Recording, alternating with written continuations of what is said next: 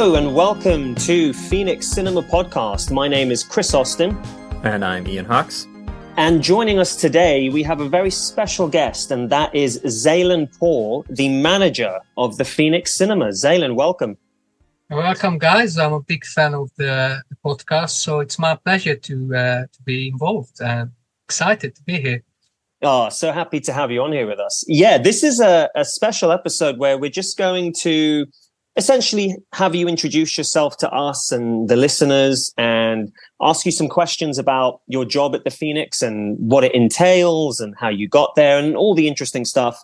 Get to know you a little bit. And in the process, we hopefully will learn a thing or two about the distribution side of things. So yeah, with all that being said, let's jump right in. I guess I'll fire the first question at you, Zalan.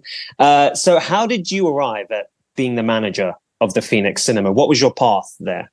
So I always been an avid cinema goer. Well, I'm originally from Hungary. I was actually born in Transylvania. So if I tell you that I'm a huge fan of horror films, that's in my blood. But that was my goal when I arrived to the UK to work in a cinema. So on my first step in journey to the UK, I actually wrote a letter to every single cinema in London that I wanted to, my CV and why, my passion for films. And my journey began there. I started to work in the cinema as a front of house stuff and managed to work my way up. And what I love about this journey is that I managed to go through all the different type of cinemas. So I worked in a big chain, multiplex site with 24 screens, and then move on to more of a different setting because I would have more technical backgrounds. I was actually a projectionist working on big IMAX films.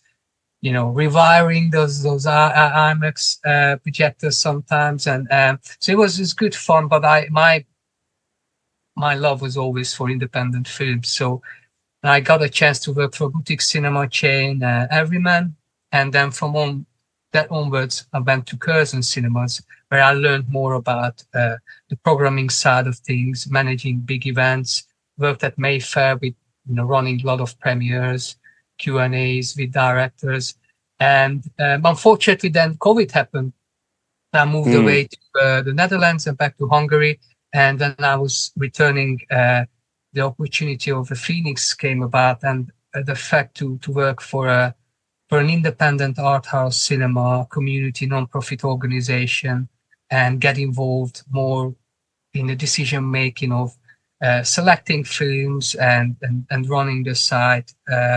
It was very exciting me, and it's a job I love doing, and I love to have the responsibility to be involved of selecting films and bringing interesting content to the audiences. Very cool. Wow. You've really gone around the block with these different chains and you were at Curzon, you were at Everyman. Wow. You've really worked your way through it. That's impressive. My brother, one of my younger brother, who actually does the theme music for this podcast, he still currently works at Everyman in Staines, which is a lovely cinema. And I've been there a couple of times. But yeah, I had no idea you'd also worked with them too. That's cool. I think it gives you an idea more of the overview of how the industry works. And, I always found that sometimes it's a very interesting, really, industry, the film industry, because in a way, you're rivals with other cinemas, but on the same page, you're really rooting for them as well. You want films to do well. So if we are showing a film, if it does well somewhere else as well, you want that to happen. And then if you don't show a film, because obviously we only have the one screen, so there's a lot of films that we won't be able to show. But you want, in general, the industry to be healthy, and it's a nice little ecosystem. You need the big multiplexes, but you also need the independent art house cinemas, because we're all offering different kind of content and variety. Yeah, absolutely. That's really wise. I remember I saw a thing from Paul Thomas Anderson, who's a favorite director of mine. Yeah, I think it was when like Venom 2 came out or something, and he posted online. He was like, "Saw Venom with my son. Awesome experience. Like, great movie." And all these people were like, "Dude, like this movie was terrible." And he was like, "Listen," he's like, "It's a big sandbox." He's like, "I need Venom to do well so that my like weird ass movies can show in a cinema and people will still go see them." It's like these movies are keeping our industry alive. Like, let's support them. And I like that. You know, I don't think filmmakers have a lot to gain by trying to put down other films in general. I think, especially when it comes to theatrical viewings, I think it's like anytime someone's going to a theater to see something, I think it's good for all of us. Yeah, just remember that Marvel isn't cinema. We all know that now. Oh boy, yeah, that's a whole. We could have a whole podcast about that. Yeah. that one infamous quote that rocked the internet. You can't disagree with Martin, but yeah, no, it's like that. You know, you have to have the big releases, but you know, it's you need the other films to feel, because the film calendar is not just, you know, the summer month or the months when, you know, we have the big blockbusters coming out. So you also, some people, especially with the way the theatrical window is shrinking, there are some times, you know, you don't have much, you know, time to catch those films. So if you're you know, 3 weeks on holiday, you come back, you might have missed, you know, certain films. So you need some cinemas who recognize that, and if there's an appetite for certain films, they be able to, you know, prolong their stay in cinemas. So how do you go about scheduling? Yeah, how do you go about kind of finding out about films and kind of selecting them? I know nothing really about that process. So it's just to add on to that as well. Yeah, I will tag on to that, because that's one thing I'm curious about too, is how much of what you choose to show is informed by the local community. Does your audience communicate with you about what they want to see? So yeah, it's a process of, it's an ongoing flexible process. So there's different layers to it. So in general, you look at the calendar and pinpoint the major releases that you know you're going to be showing. As an art house cinema, we have, you know, the big stars or big directors. You know, if there's an Almodovar film coming out, you kind of like, you mark it on your calendar. And then as you get closer to the space, so you it's kind of a jigsaw that you keep filling out. You know, there are certain like releases that maybe you only have a one night only screening. Then you try to fill out your programming with National Theatre, opera, ballets, and variety of the things. But in general, you keep checking the film calendar, and when you get closer to the actual weeks, there are other elements coming to play. When you have to follow certain rules in terms of like the type of content you want to show and what is your identity, because that's what happens. What I found is some cinemas that they just pick in films because they think it's gonna do well, but you need to have an identity. You need to know that what are you representing, what are you communicating to your audience. And it's a really good question you ask, because I think that's one of the most important things. If there's any programmer or young programmer listening, I would say the golden rule is that successful programming should always include the audience. There's different ways to do it. You can do surveys and stuff, but in general, you need to talk to the audience sometimes, you know, after the screening. And that's what happens when it comes to like a bigger chains. You might not have that kind of input because they're selecting, you know, films for 150 sites. And I don't know how much of the local input, trickles down, you know, to the decision makers when, you know, certain films might not work in this city that works in another city. But it's all, you talk to the audience and under the screening, you ask for their opinions, you listen, you know, what their reaction is, and you encourage, you know, our staff to do the same thing when it comes to feedbacks. And once you do that, then you're taking your chances with certain films, you see what the reaction is. So if you see a common theme, that's not just about films, but about, you know, a time that you put a certain film on, whether they want to see this film in the afternoon or an evening.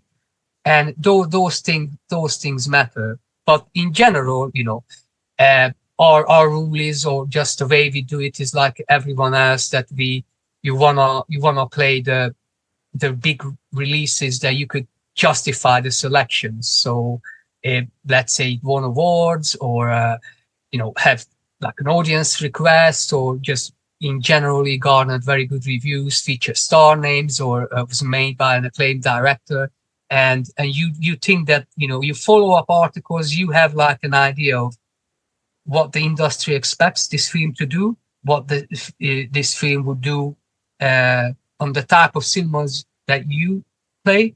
Because let's say we had Dune Part 2 playing, we knew that this is an IMAX release. This is for, a different type of cinemas that might not be really our audience. So you need to have all of these taken into consideration, and you try to basically deliver the best type of films possible.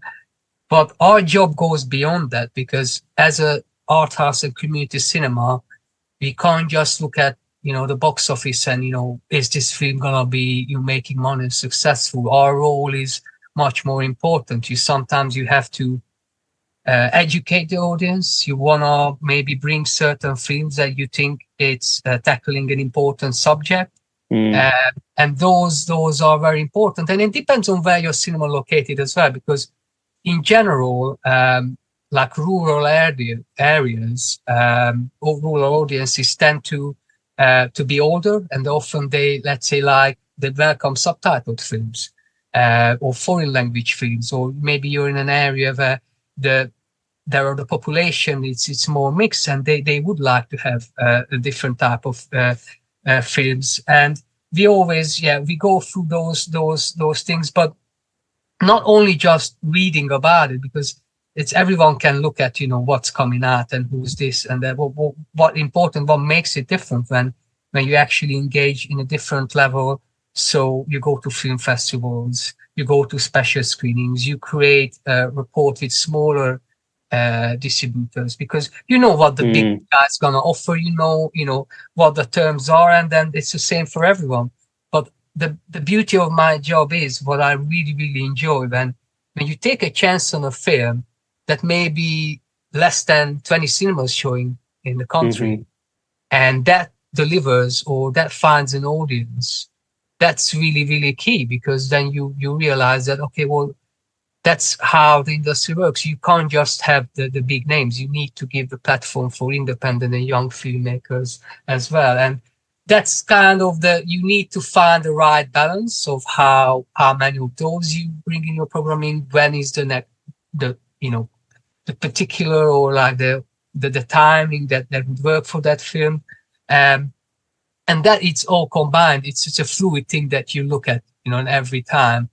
And there's one other element of it is that I think very important is the audience like special events. So anytime you can have a Q&A, a workshop, a discussion, that creates enthusiasm within the audience and develop their interest basically in the film, and would make the screening more of an event rather than just the generic films that you could watch it anywhere else. Those are the events that I think the audience really enjoys. This is so. You sound like you're so good at your job. I just have to say, this is so. Everything you're saying, I'm like, this is so smart, and you've clearly put so much, mindful thought into this. I'm so pleased that we're going to be discussing Perfect Days after this, because I think you have this very human approach to it, to your job, where you're thinking about people, you're thinking about the experience they're getting out of this. And I think as a filmmaker myself, as an independent filmmaker, it's so encouraging to hear, because I think so often, I saw like a thing for a film funding the other day, and it was like, submit your script, and then it's like, and we'll have this algorithm look through it and determine if audiences want to see it, and then the top 10%, then we'll have a human go look at it. And it's like, wow, there's so much of that right now in the industry, where there's this, all the humanity is taken out of the experience of the viewer, of kind of like, well, the viewers are just a mass, and they just all will think the same, and they'll all act accordingly. and that takes so much of the reason for making films and showing films in the first place, you know, which is to connect with people and to provide an experience and to hopefully share a story with someone. And it's like, this is like bolstering my spirits as someone who is, you know, so often comes up with these, you know, feeling like, oh, the distribution system is just this kind of, you know, big monster. And then to hear people from like you who are actually thinking about independent filmmakers or thinking about audiences and what they want to see and excited to find new things and show audiences new things is really beautiful. Yeah, I couldn't agree more. Comes into play actually, because so just going through that emotions. I mean, that was one of the eye-catching things with, you know, working in different cinemas in the past, that I was involved in situations when in a big multiplex, smaller films getting cancelled because that big film is doing well, and then, oh, you know what, we're just gonna cancel this show because we have a big release, and we, even though we're playing it for other screens, we're gonna put it in there. And I always felt at the time, it's like, I know you might gonna bring in an extra, you know, 40 people in this screening, but you literally, that people made plans to watch an independent film, and just because it only had like X amount of people in it, you take that, you know, opportunity away from them. And that those things I was thinking, like, that's not the right way to go about. You know, you have to look at it, you know, that there are independent films that they don't always operate, you know, on the big budget with other films, and, you know, everyone else starts off like that. Nobody's gonna start with, you know, 150 million budget film. You know, you need those, you need to prove yourself, you know, like in those films that you could engage and you could get an audience coming into your film, and then you could, you know, move up to bigger things if that's the way you choose to go about it. Yeah, and that's why I'm so pleased, Ian, that you just spoke to the human element in this whole thing, which in this instance, Zalan, is you know, because what algorithm, yes, the algorithm would absolutely choose to screen Dune Part 2, right? Because everyone wants to see Dune Part 2, but there is no way an algorithm would choose to screen If Only I Could Hibernate, which was this Mongolian film that you've been showing over the last week or two at the venue, which unfortunately we haven't been able to see, but it's a film that I'd never heard of. You know, when I saw it come up on your program, I thought, what even is this? Really interesting title, a Mongolian movie, the first apparently Mongolian film to ever screen at Cannes. And I thought, I don't want to know anything about it. I just want to see this. But how many other cinemas? You're not going to find this at your View or your Odeon or what have you, you know? No, there are a lot of films like that. I mean, in general, if you look at how, like, weekly, there's 12, 15 new releases, you know, in cinemas in the UK, and then there's only a handful of them who're gonna do well. And it's our job as well to look at what other cinemas do as well, because we only have the one screen, so there are situations when you have the programming, but you don't know how a film's gonna do. So, like Anatomy of the Fall, we're supposed to only have it for, you know, 2 weeks.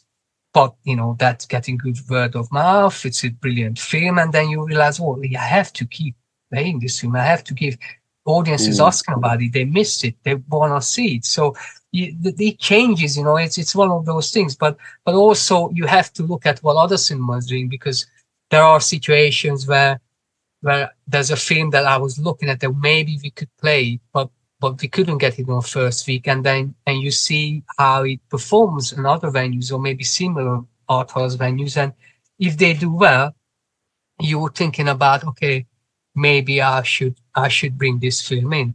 And sometimes you could be surprised, because what is considered an art film, what is, you know, like, I'll give you a prime example. During that time when we were playing Anatomy of the Fall, Maestro came out as well, and we knew that our audience would be keen to watching that film. So we're playing that film, and then we couldn't play Saltburn. And on paper, Saltburn was playing in Views and the multiplexes, and it's not the film that, you know, maybe we should be playing. But I looked at how it was doing in some art house venues and how the crowd reacted to that film, and it's like, okay, well, we need to find a way to bring this film into us. And the showings we had really good attendance. So sometimes, I mean, if I would just look at, the algorithm would playing out, we wouldn't have played that film. And that the circumstances and when the film comes out, sometimes it just plays a part in it as well.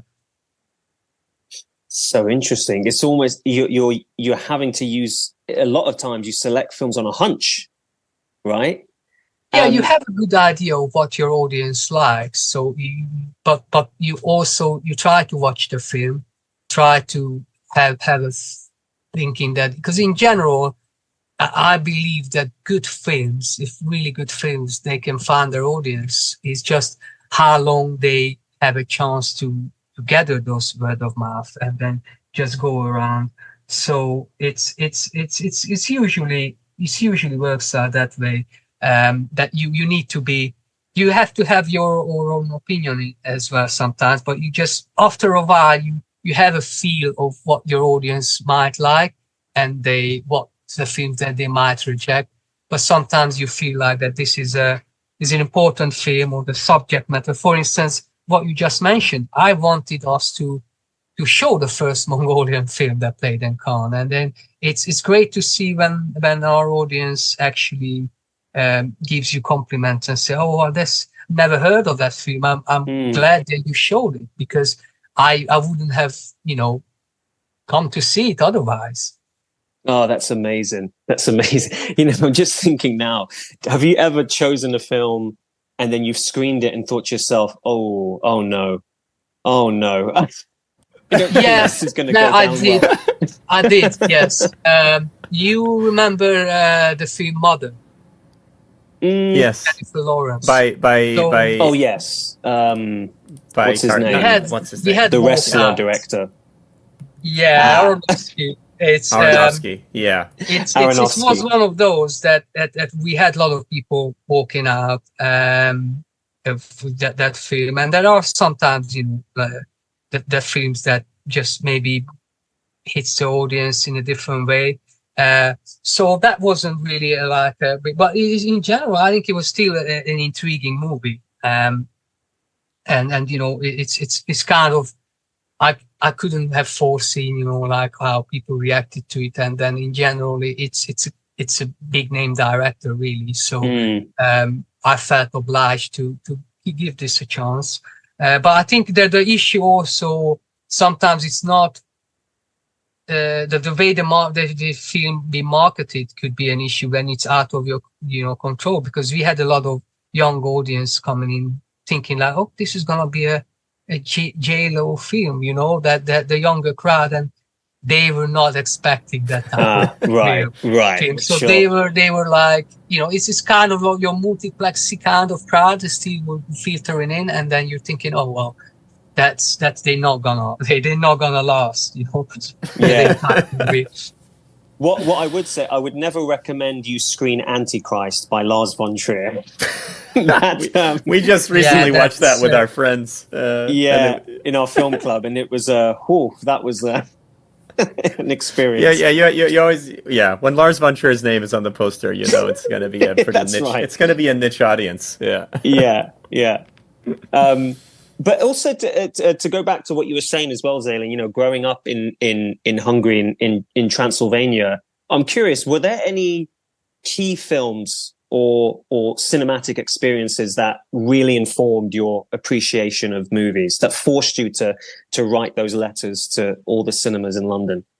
So the thing is, it's a completely different market, because there are access to a lot of European films that they don't really come to the UK. So the way it works is that the UK has its kind of a filtering system that usually, a film wins an award or get recognition. So you for instance, you're not going to get a Colombian film if it, didn't win some awards and stuff, which makes sense. But in Hungary, you get to see basically more films in a way.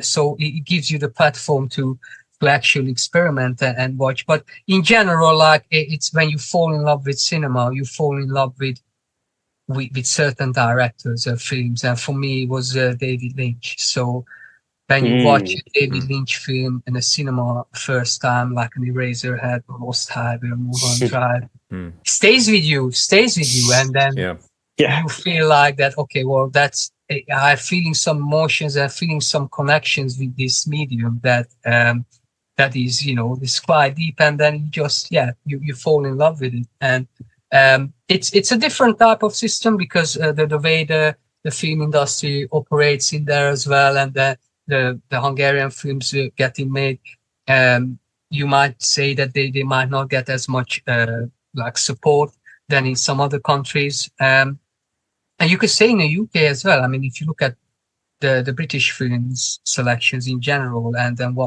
France, Italy, and Spain, how they basically embrace the local products. It's a different subject, but in general, there's a lot of, you like to visit art house cinemas and seek out those venues that are a bit intimate, and I always appreciate when they are more challenging in their programming, and maybe they educate you, they put on film clubs or certain films that you not heard of, and there's always people in the audience that they'd be mesmerized by it. So and that's all those experiences, you try to channel it into your daily work when it's possible.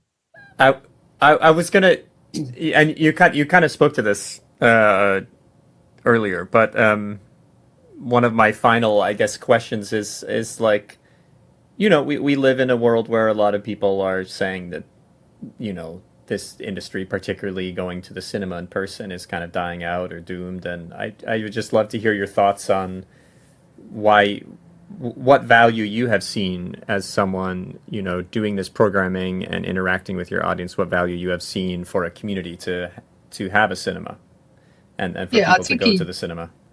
I think it's in general, like there are always, when it comes to the cinema industry, there will be people who are just seeing things in black and white. You have some articles saying it's the death of the cinema, but people sometimes overreact. The same thing when Netflix is growing, that, oh my God, it's taking over.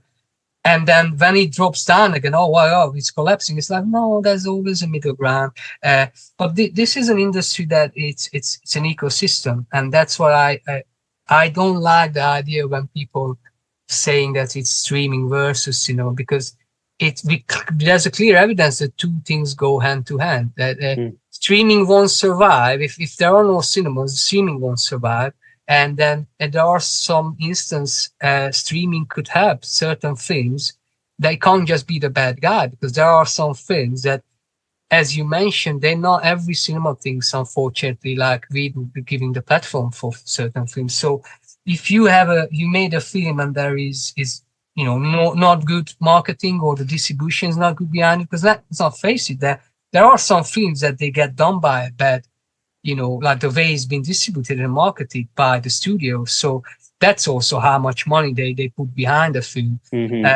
And it's sometimes, you have no choice but get, sort of the second life, which is how film industry work, back, if you're looking back on the previous era of the VHS and the DVDs and stuff, a lot of films, they didn't make a lot of money in cinemas, but they had like a second life, when getting released in DVD. And that's how you have films that became cult hits, People forget the Blade Runner was a box office flop, and now we're considered one of the greatest sci-fi films of all time. And things like that happens because there's a different platform available. So it's not necessarily, we see the issues that's in there, but in this country, for instance, when you look at the data and the surveys, the appetite to going back to cinemas is there.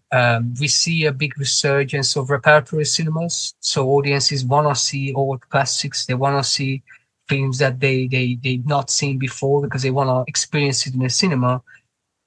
It's the number one reason why it's not happening as the pre-pandemic levels, is because of the cost of living crisis. The people just can't afford to, not just to go to cinema, but let's say if you usually go to 8 or 10 times a year, that's probably, for averaging, is going down to 5 or 7, and it's generally that's the reason. And I'm pretty sure that once once we get out of this writers type thing as well, and we got more content coming, the industry will thrive again. Yeah, definitely. That's really wise. I think that's very well said.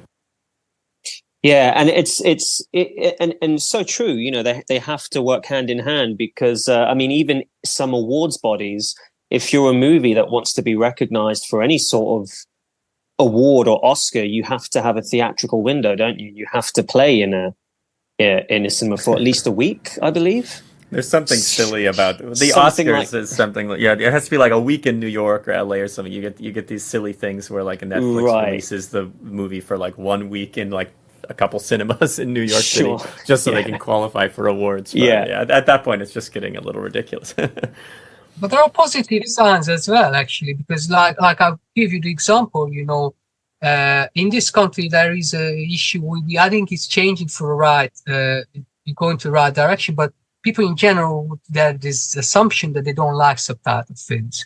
But since actually, you know, like there are some TV shows on streaming sites, foreign ones, they were really popular.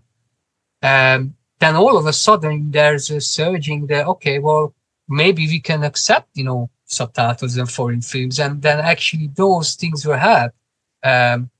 And then it's great to see. So it's I think maybe I'm just too overly optimistic, and I was looking at the positives. But yeah, I just don't like when people just make big, and I think it's somewhat irresponsible when big news outlets they really just go in this headline grabbing news that is like the doom of everything. Then there's obviously more nuance to it, and you could be signing the alarm bells without being, you know, overly dramatic about things. Absolutely. Yeah. Well, positivity and hopefulness. On that positive note, I want to thank you for your time, Zalan. And I want to say, before we get into our film discussion, we barely even met each other before we began this podcast. I reached out to you with the idea of starting this podcast for the venue, and you were so open to it and accommodating without really even asking many follow-up questions. You were just like, yeah, sounds great. We all need to support each other. Let's go for it. And it was so encouraging and surprising, to say the least. I mean, you don't often get that positive, collaborative energy and enthusiasm right off the bat. So I just want to say a big thank you from us for giving this project the green light and allowing us to do this our way and being so supportive. It means a lot. And I really hope that this podcast adds value and entertainment for the listeners and for your wonderful venue also. Absolutely. And you know, as you discussed earlier, sometimes you have to go with your hunch. And I straight away had like a feeling that when people are passionate and sincere about the project, and it comes through, you know, like our early discussions, then it's, you know, it's something that we need to support each other, as you said.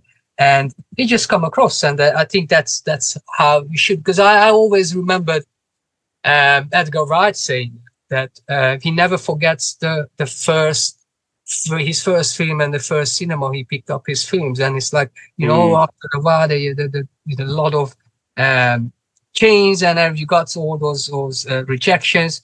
And however big you're gonna be in the rest of your life, you're gonna remember the cinema that you stood behind you in the beginning. So it's you just have to have that kind of mindset. I think open-mindedness. Otherwise, you never know when there's a gem or something exciting that you just slip through your fingers without you noticing. Definitely, That's beautiful. definitely, yeah. Well, we're so happy to be here, and we're happy to do it with you. And so, yeah, in our next episode, we're going to be discussing the movie Perfect Days. Zalan, would you like to join us for the discussion? Sounds good. Looking forward to it. Excellent. Well, then, without further ado, let's get to it. As always, everybody, if you want to watch a movie, head to the Phoenix Cinema. Zalan will definitely meet you there.